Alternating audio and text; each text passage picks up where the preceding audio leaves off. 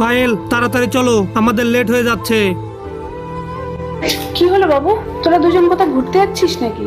মা, আমি তোমাকে বলতে ভুলে গেছিলাম, আমি আর পায়েল সারা জীবনের জন্য বাড়ি ছেড়ে চলে যাচ্ছি। এই শহরের বাইরে আমি একটা ফ্ল্যাট দেখে রেখেছি।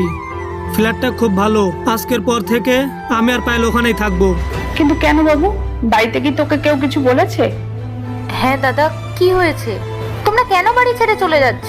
এখন আর জিজ্ঞেস করে কি লাভ? আর মা, তুমি আমাকে একটা কথা বলো, তুমি পায়েলকে এই বাড়িতে কেন এনেছিলে? বাসন মাজা, কাপড় খাসা, এসব কাজের জন্য। তুমি কখনো এই বাড়ির বউ ভেবেছো?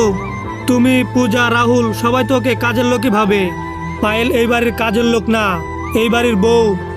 আমার তো ভাবতেই লজ্জা লাগছে। এই তো কালকের ঘটনা, পায়েল ঘর মুছছিল, পূজা জুতো পায়ে দিয়ে চলে গেল। পূজা কি চোখে দেখে না?